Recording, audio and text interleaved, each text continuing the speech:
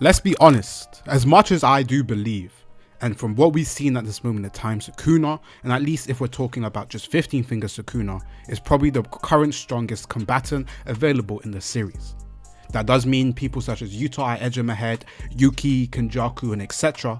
And I believe out of the whole people in the series, Sukuna just gives a whole new level of strength that we haven't seen, and this is just even 15 fingers.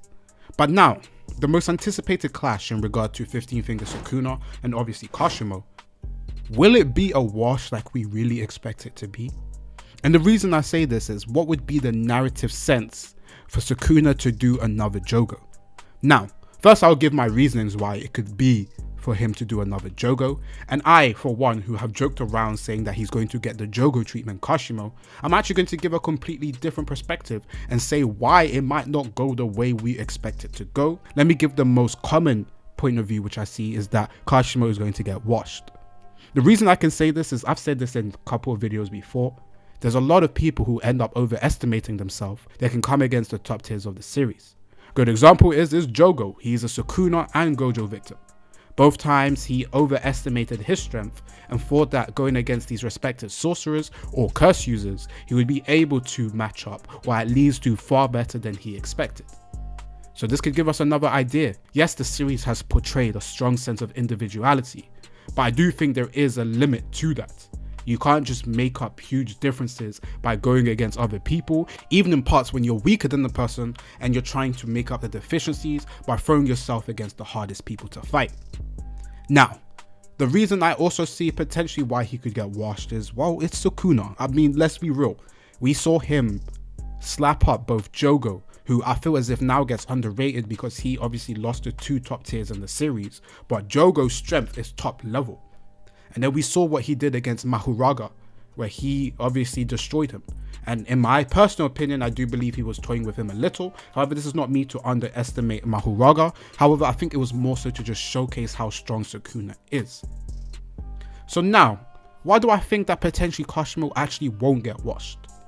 First, I feel as if, because not like some of the reincarnated sorcerers, a lot of them have more clear-cut goals, like for example, Uro for her revenge. We have, well, Ryu, who's looking for a fight, so I guess that kind of similarly nicely with somebody such as Kashimo. But his main goal is to fight Sukuna. He also has restricted himself with a one-time technique, which he is saving for Sukuna. Now, we're still in the works of what was this one-time technique. A lot of people like myself assume it's a binding vow, which could potentially maybe showcase his whole arsenal of his curse energy or curse technique. Or this could be something even more with like a transformation or something, and it will give us a little bit more knowledge on the differences and things you can do in the power system to make yourself stronger. But if Kashimo was to get washed, especially after using his one-time technique, would you not find it a little bit underwhelming, or would it be fine because it was Sukuna hype and it would push him even more? The reason I say this is that I feel as if the hype for Kashimo's one-time technique has been over the roof.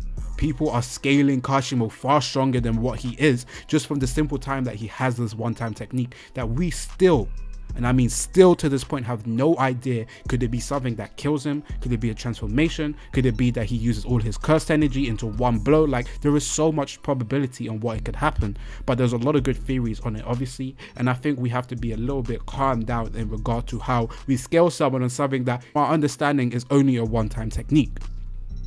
But the reason I say this is because it's a one-time technique. And this is something that we're assuming is going to dramatically change the outcome in a fight, which we believe if they were to fight normally, yes, Kashimo would get washed. But I do believe, and maybe this is just my personal opinion, the one-time technique has to do something to push Sukuna to at least, and I mean at least, take the fight more seriously and do something of huge significance. The reason I say this is I don't believe it's going to be 20 finger Sukuna when they do fight. And if it's 20 finger Sukuna, then I completely agree because he's getting bodied. There isn't really no argument if we keep it real. But I feel as if the whole anticipation for this one-time technique, the potential to expand upon the power system with doing things such as binding vows, which I'm assuming it is, to limit yourself to make yourself stronger, could give us indications of how it could be used in the series in the future. One thing that I really love about Sukuna and his domain, and there's obviously parallels with Megumi, I think it gives a nice step and guideline of potentially Megumi's work route to get to that level where we do expect, or at least I expect, him out of the crop of students to be the one who can touch their level. But to continue back to Kashimo, I feel as if it would be kind of a waste to use this whole anticipation for his one-time technique if he was just to get bodied completely. Now, I'm not saying he's going to win, because I doubt, and I mean even if I can pretend that this one-time technique is something of huge significance that he would beat Sukuna, I think it's just very unlikely, and we expect Sukuna to beat Endgame. But still, him not being able to do anything to him, I think would be kind of poor writing personally. And this is just my interpretation. I'm not saying if Gege does it, it would be wrong, because like I've said many times, I don't think Gege has missed. But I would be underwhelmed if it was just the fact that we hyped up this one-time technique and it didn't really have too much significance to change the outcome in a fight against Sukuna, and then it was kind of a waste and he just saved it for no reason. I think just seeing it and it being raw or cool or whatever is one thing, but it has to actually have some level of significance, especially for the power system in general, because we've talked about how things such as binding vows can become of huge use to the whole Jujutsu society. And compared to the Jogo fights, which was more spontaneous, Kashimo has had the luxury of being something that has been built up and foreshadowed.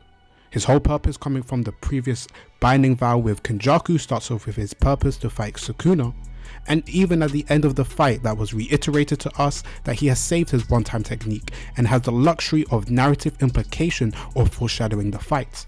This is completely different to the Jogo situation, where both fights came in a spontaneous manner, where Jogo was trying to make a deal with Sukuna, or Jogo was trying to then test his ability against Gojo. So I think compared to these fights, it's more likely 1, better build up, and 2, more importance to the fight, whether that is to showcase something intricate in terms of the power system, the use of a one-time technique, or something even bigger to play that we're going to see. And it's why I don't believe Kashimo will actually get the Jogo treatment and will be able to push 15 Finger Sukuna to an extent. I believe the potential of what can happen next is pretty high. And a lot of people like myself who potentially believe in the theories that Sukuna can potentially get multiple techniques such as fire, flames and whatever, etc. It would change it to a whole new avenue if after he gets wounded by this respective lightning ability or one-time curse technique, and then he pulls out his own lightning bolt and finishes it. Come on, man, you can't tell me this wouldn't be even more hype. And I feel as if, just in my personal opinion, and to kind of wrap up, Kashimo getting washed after using his one-time technique would be kind of boring, I'm gonna be real. But if you ask me my personal opinion on how the fight will go, I believe Kashimo will push him. He will use his one-time technique that will push Sukuna to actually some real danger, that he will then begin to really take the fight seriously and showcase his domination after. I do believe they will get to a point where Sukuna overwhelms him and becomes clear winner. But I don't believe it's going to be in a situation like Jogo where he barely touches him, or like Mahuraga where he hits him like once or twice and then, you know, he makes him use his domain. I think it's going to be a lot more tricky than that, especially with the potential of what this one-time technique can be. I mean, the reasons for Sukuna winning is just he has so much going for him. We don't even know what his true curse technique is. He has the potential of using his domain to overwhelm his hollow wicker basket, especially in the previous chapter where we've got more knowledge with the fact that his barrier will be able to overwhelm his. Now, taking that to a step further, he just has a lot more going for him in terms of combat experience and him being the strongest in the strongest era. But similarly, and I'm very, very firm on this, him no different Kashimo is bad writing. I don't care. As much as I love Sukuna, and you know how much I love Sukuna, I've been saying like his fights are some of my favorite in the series, arguably my favorite. But we know how strong Sukuna is. We don't need to keep showcasing him just slap up everybody, at least in his 15 finger form. This is 20 fingers and it's a completely different conversation. And I don't think anyone, regardless of what his one-time technique does, is expecting him to do anything. But similarly, I think it would be a waste of Kashimo as a character, especially as the whole fight with Hikari, the biggest intrigue came at the ending from him where he said that he saved his curse technique for something else. So, in my opinion, and I'm very firm on that, Sukuna will win. Maybe mid-diff. Maybe even, I'm gonna say mid. Because I feel as if he will do something that really hurts Sukuna. and then Sukuna will be like, okay, it's time to be serious, and then we get him to really showcase what Sukuna is about and why they called him the strongest sorcerer back in the Heian era. But what do you guys think? Do you believe that Kashimo will actually do something against Sukuna, or do you not think so? I've kind of changed my opinion as I've gone across, because I used to believe Kashimo was getting the Jogo treatment, and I still believe he can get the Jogo treatment at the latter stages after he uses his one-time technique. However, I do believe there has to be a point where he's pushed Sukuna, or his whole purpose of reincarnating was pretty much pointless. And I think it's interesting to see what route Gege will go. But let me know your guys' thoughts down below, and make sure to like, comment, share, subscribe. And in terms, what do you think that his technique could be? Do you think it's something like the flying Raijin theory with the electricity and etc.? Do you think it's going to be something like Killera's Godspeed, where he can obviously transform into this form that basically makes his senses go on overdrive? I think the potential for it is pretty high, and I'm excited to see what route Gege goes with it. And thank you guys for watching, and make sure to like, comment, share, subscribe. Mark is on his way, boy.